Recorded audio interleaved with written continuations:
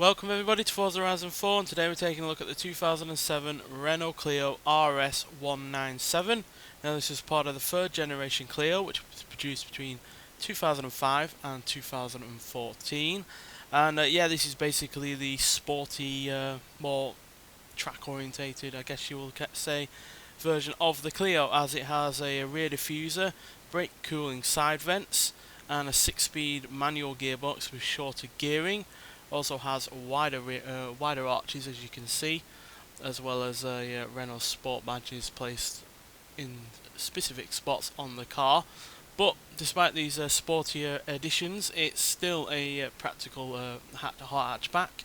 As you can see, it's got plenty of space in the front, plenty of space in the rear, and even though it's not got the biggest boot that you'll find on a hatchback, it's still sizable enough, especially if you can push the rear seats down. So yeah, practical hot hatchback, as you'd expect from a Renault, but what it's got going on underneath is even better, quite frankly, as it's a 2-litre inline-4 engine producing 194 horsepower and 158 pounds-feet of torque, which is pretty damn good. It's even matching cars with turbochargers today in terms of hot hatchback. So yeah, it's great for a car that's more than a decade old, and yeah, it's still looking really good as well. Even better with all the additional, wheel arches and side vents and the like. And yeah, I really do like this car. It's easily one of the more charismatic hot hatchbacks that we've got on this game, and it's great to see that we've finally got a 2000s Clio that bridges the gap between the 1990s one and the 2010s one, because we've not had this version of the Clio before in a previous Forza game, but I'm glad it's finally a part of at least a Forza game, though I would really like this to be on a Forza game that has tracks. But nonetheless, it is great to see it in this game. It's part of the festival playlist, so you only have to do a multiplayer championship to get it, so it's easy enough if you've got the right players on the go. But nonetheless, let's get out onto the open road and see what this car can do. Now, although it only has 194 horsepower, which I know doesn't sound all that much, especially in comparison to the modern Clio or other Renaults that are around today, it's able to make the most of that power, quite frankly, because, well, it's got a really good 6-speed manual gearbox. Like I said, it's got shorter gears to get better acceleration. It's got a nice revvy engine, which is obviously free-flowing because it's naturally aspirated, so it's got no turbo lag or anything like that. And yeah, it doesn't weigh all that much either, at only 2,734 pounds. So yeah, it's got pretty much everything going for it, quite frankly. And yeah, on top of that, it's got a good sounding engine. It revs to more than 7,000 RPM.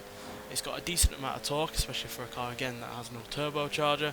And yeah, it's again, like I said earlier, one of the most charismatic hot hatchbacks on this game, purely because it just feels so playful. It's a really small hot hatchback. It's got not much in the way of weight, and yeah, it's got nearly 200 horsepower, and it's great fun to drive as well because it just handles really rather well as well. It's got that rear diffuser pulling the car down at the rear. It's got plenty of grip at the front. There's not much understeer, and when there is, you're told when you're making a bit of a pillock of yourself and just let off a little bit, and then it sorts itself out. And on top of all of that, it's decent in terms of acceleration. 0 to 16, 6.9 seconds. 0 to 100 in 18.7 seconds, and it'll go into a top speed of 140 miles an hour, which is again still really rather good for even today, never mind 12, 13 years ago. So yeah, cracking little car this is, and it really does make me wish that we'd had these kind of Renaults in previous Forza games, because Renault have been really underrepresented in previous Forza games, so it's really nice to see plenty of them coming back, because obviously we've got this, we've got the 2008 Megane, which is even faster and even better in terms of handling, and then we've got two newer Renaults, the new Renault Megane RS and the new Clio RS. Well, I do say new Clio RS, it was a concept car, but it is still nonetheless a newer Clio than we've ever had before. And then on top of all that, we have the Alpine A110, which is obviously a partially based on a Renault with the Renault engine, but it's still again another French car that we've never had in any previous Forza game. So it's really great to see these cars come into this Forza game. Unfortunately, that's all of them for now, at least. I expect Toyota to be coming back in the next Forza Festival playlist. Because yeah, this is the last Renault to be part of the festival playlist, but it's been a cracking run, quite frankly, because yeah, I've enjoyed every single one of the Renaults that we've driven, as well as obviously the Alpine A110, and yeah, I look forward to seeing what else comes into this game. Like I said, it's most likely going to be something from Toyota, because they did say Toyota and obviously Lexus are making a comeback to this to the Forza series after being away for a while.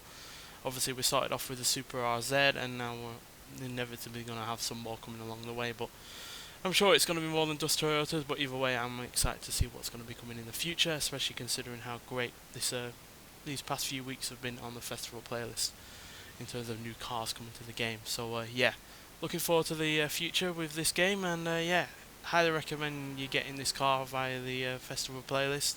It's well worth the time of just doing that multiplayer championship, because again, like I said, it's easily one of the best hot hatchbacks out there. Gives newer hot hatchbacks a run for their money, and yeah, is a real fun and enjoyable car to drive. Nonetheless, thanks for watching, and I'll see you in the next one. Bye.